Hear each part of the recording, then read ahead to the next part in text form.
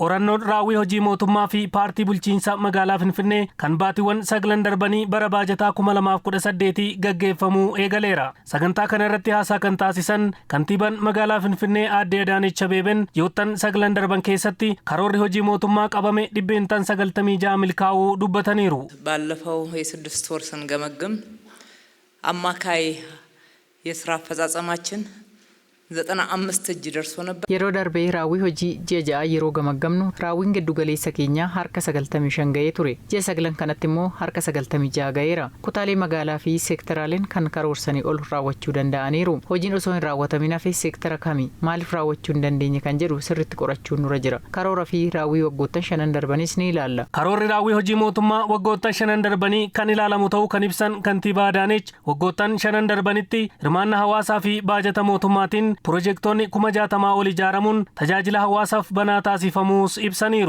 በዚህ 5 ዓመታት ውስጥ በፕሮጀክት አፈጻጸም waggoota 5 darban karaa raawwii piroojektootatiin raawwii hojii gaarii galmeessineerra kan jedhu olitti warraaqsa misoomaa hagam Finfinnee keessatti akka adeemsifne eessatti yoom kan jedhu ifatti ni ilaalla. Gama qulqullinaa fi baay'inaatiin jechuudha. Waggoota 5 darban piroojektota 60 ol hirmaannaa hawaasaa fi baajata bulchiinsa magaalaatiin magaalaa keenya keessatti xumuruun tajaajila kennaa jiru. Piroojektonni bara kana ni xumuramu jedhamanii qabaman kami kan bara dhufutti darbuu kami kan jedhu qaama qorannoo keenyaa ta'a. Hawaasa abbaa nageenyaa taasisuun hojii hojjetameen Finfinneen magaalaa naga qabeettii taatee jirtis jedhan. በአምስቱም ዓመታት ከተማችን ላይ ኮሽ ሳይል waggoota 5 magaalaa keenyatti rakkoon nageenyaa tokko osoo hin uumamin nagaadhaan ba'uu fi galuun hojii hojjechuun nageenya waaraa magaalaa keenya keessatti akka jiraatu taasisuun raawwii gurguddaa galmeessineerra. Kun qormaata hin qabu jechuu miti. Hawaasa keenya hirmaachisuun abbaa nageenyaa taasifnee hojjechaa akka turre qorachaa dhufneerra. Har'as xumurri keenya isa kana ta'a. Qaala'insa jireenya hawaasaa fooyyessuuf hojiilee hedduun hojjetamuu kan yaadachiisan kantiibaa Adaanech gara fuulduraattis qaamolee tasgabbii gabaadhaawwan adda baasuun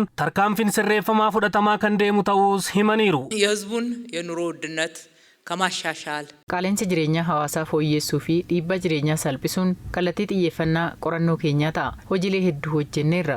Ammas filannoo sababa godhachuun rakkoo qaala'insa gabaa akka jiraatu taasisuuf sochiin garaagaraa magaalaa keenya keessatti taasifamaa akka jiru hubanneerra. Hoggansi haga ammaatti maal akkamitti hojjeta isa jedhuu fi isa itti aanuttis hawaasni akka hin miidhamneef maal hojjechuu qabna kan jedhu irratti waliigallee bu'uura kanaan hojjechuu qabna. Rakkoo kenniinsa tajaajilaa furuuf hojiin eegalame kutaalee magaalichaa hunda akka ga'uuf qabxii xiyyeeffannaa marii isaanii ta'us kantiibaa Adaanech jalqabbii gamaggama hojii kanarratti haasaa taasisaniin hubachiisaniiru. በ2018 ግን አዳዲስ ብስራቶችን ይዘን የመጣንበት በመሶብ bara baajataa 2018 misraachoo haaraa qabannee dhufne keessa tajaajilli giddugala tokko addis masoobitiin itti quufinsi maamilaa inni dhugaan 98 ol kan itti mirkanaa'edha. Kana qofa osoo hin taane giddugaloota haaraa ijaarree tajaajilaaf banaa taasifneerra. Tajaajila socho'aa atoobisiis eegalchiifneerra. Malaamaltummaa hir'isuuf yeroo mara nama adabuu osoo hin taane sirna fooyyessuu qabna. Isa kana akkamitti saffisaan kutaalee magaalaa hafan hunda biraan akka geenyu kan jedhu qabxii ijoo qorannoo keenyati. Filannoon biyyaalessaa marsaa 7ffaan